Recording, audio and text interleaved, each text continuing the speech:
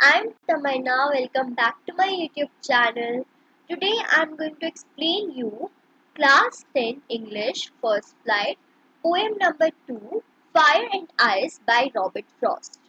तो ये जो पोएम है इसमें बेसिकली आपको ये बताया गया है कि जो अर्थ है, हमारे जो वर्ल्ड है पूरा, हमारी जो दुनिया है वो कैसे खत्म होगी, फायर से खत्म होगी या फिर आइस से खत्म होगी। तो हम आगे देखेंगे। पहले मैं आपको ये बता दूं कि इस वीडियो में आपको क्या मिलेगा, ये वीडियो में क्या क्या होगा, क्या क्या पढ़ाऊंगी मैं आपको। Explanation of the poem fire and ice, difficult word meanings जो भी होंगे वो, poetic devices, poetic devices includes literary devices and all, and then MCQs question जो कि आपको खुद करने होंगे, जिनके आंसर्स आपको कमेंट बॉक्स में लिखना होगा और वो after that I will give you marks. Okay. So poem starts with some say the world will end in fire. Okay. Some say the world will end in fire. Some say in ice. From what I have tasted of desire, I hold with those who favor fire. But if had to perish twice, I think I know enough of hate to say that for destruction, ice is also great and would suffice. अब पहले difficult word meanings देख लो। Here इधर perish का मतलब है die, okay, खत्म हो जाना। एंड हियर सफाइस का मीनिंग है to be sufficient, to be enough, ठीक है, इनफ होना। So the poem starts with some say the world will end in fire. कि कुछ लोग कहते हैं, इधर पोइट अपना नहीं बता रहे, इधर पोइट बता रहे लोगों के बारे में कि कुछ लोग कहते हैं कि जो हमारा वर्ल्ड है, हमारी जो दुनिया है वो कैसे खत्म होगी, फायर की वजह से खत्म होगी। अब इधर फायर का क्या मीनिंग है, फायर मीन्स डिजायर, ठीक है, लोगों की इच्छाएं, ठीक है, जो लोग पाना चाहते हैं, दिल से पाना चाहते हैं। Okay, so some say the world will end in fire, some say in ice, और कुछ लोग कहते हैं कि जो दुनिया है वो आइस की वजह से खत्म होगी, बर्फ की वजह से खत्म होगी। इधर आइस का मीनिंग क्या है, आइस मीन्स हेट्रेड, लोगों की नफरत। ओके, तो फायर का मतलब है डिजायर, लोगों की इच्छाएं, एंड आइस का मीनिंग है हेट्रेड, लोगों की एक दूसरे के लिए नफरत। From what I have tasted of desire, I hold with those who favor fire. अब इधर पोइट कहते हैं, पोइट कौन है, रॉबर्ट फ्रॉस्ट। इधर रॉबर्ट फ्रॉस्ट कहते हैं कि जो मैंने एक्सपीरियंस करा है अपनी लाइफ में, ठीक है, डिजायर के बारे में, इच्छा, मन की इच्छा के बारे में, I hold with those who favour fire, मैं उनका साथ दूंगा जो कि कहते हैं कि जो दुनिया है वो फायर की वजह से खत्म होगी, यानी कि डिजायर की वजह से खत्म होगी। But if it had to perish twice, ठीक है, लेकिन अगर पूरी दुनिया को दो बार होना होगा, ठीक है, पेरिश मीन्स डाई, एंड हो जाना, खत्म हो जाना। आई think I know enough of hate, point क्या कहते हैं कि अगर दुनिया को दो बार खत्म होना होगा तो मैं हेट के बारे में भी ज्यादा जानता हूँ, ठीक है, इनफ जानता हूँ टू से दैट, ये कहने के लिए कि for destruction ice is also great and would suffice, कि डिस्ट्रक्शन के लिए, दुनिया को खत्म करने के लिए आइस भी ग्रेट है और सफिशिएंट है, सफाइस मींस सफिशिएंट, इनफ है।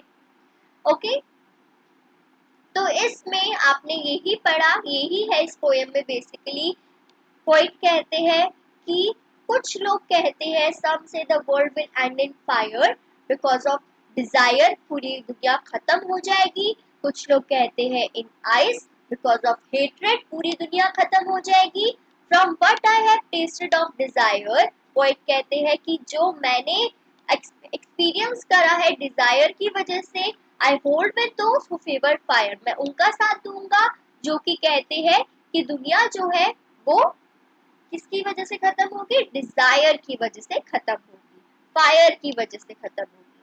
But if it had to perish twice, लेकिन अगर दुनिया को 2 बार खत्म होना होगा, I think I know enough of hate, मुझे लगता है कि मैं हेट के बारे में भी इनफ जानता हूँ, सफिशिएंट जानता हूँ ये कहने के लिए कि फॉर डिस्ट्रक्शन, पूरी दुनिया को खत्म करने के लिए, ice is also great and good suffice, ice भी बहुत बड़ी चीज है और सफिशिएंट है पूरी दुनिया को खत्म करने के लिए फॉर डिस्ट्रक्शन। ओके, अब हम देखेंगे poetic devices of this poem. तो पहला पोएटिक डिवाइस है, लिटरेरी डिवाइस पे आपका आता है एनाफोरा। ओके, एनाफोरा का क्या मतलब है? The repetition of a word at the start of 2 और मोर लाइन्स। ठीक है, वर्ड का रिपीट होना एट द स्टार्ट ऑफ 2 और मोर लाइन्स। तो अब इसमें आप देख सकते हैं सम से, एंड इधर भी क्या है? सम से।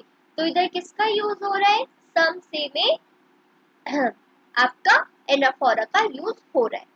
Second one is alliteration. Alliteration means the repetitive use of consonant sound at the start of 2 और मोर वर्ड्स। द पोएम, अब आप इधर देखोगे सम से में क्या हो रहा है? स साउंड का यूज हो रहा है सम से में, राइट? वैसे ही इधर फेवर फायर में एफ साउंड का यूज हो रहा है। ओके, तो इधर किसका यूज हो रहा है? विच, कौन सी पोएटिक डिवाइस का यूज हो रहा है? एलिट्रेशन का। Next is assonance, repetitive use of a vowel sound. जैसे इधर आपका है will and empire, will and empire, इसमें आई वोवल साउंड का यूज हो रहा है। तो इधर क्या है? आई, ठीक है, विल में आई एरा, इन में आई है, एफ फायर में आई है, राइट? तो इधर कौन सा यूज हो रहा है? एसोनेंस यूज हो रहा है। वैसे ही इस लाइन में but if it had to perish twice, इधर भी आई का यूज हो रहा है, राइट?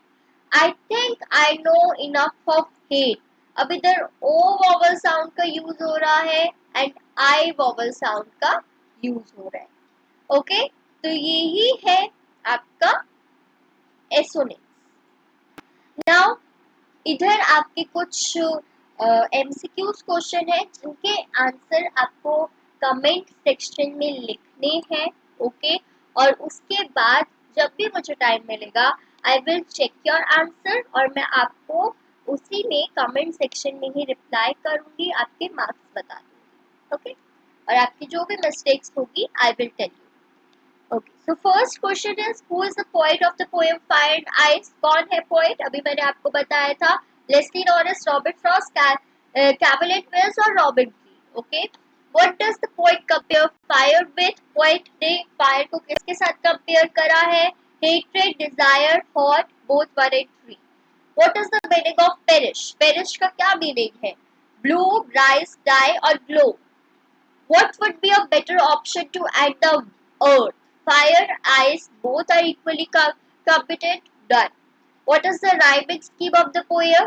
कौन सी rhyming scheme है poem की? Name the poetic device used in the line I hold with those who favor fire. इस लाइन में कौन सा poetic device जो है वो यूज हुआ है? Assonance, alliteration, none और both. इधर कुछ और MCQ क्वेश्चन है आपके. Okay. So this is all about this poem, Fire and Ice. If you like my explanation, then please like, comment and subscribe my channel and don't forget to press the bell icon.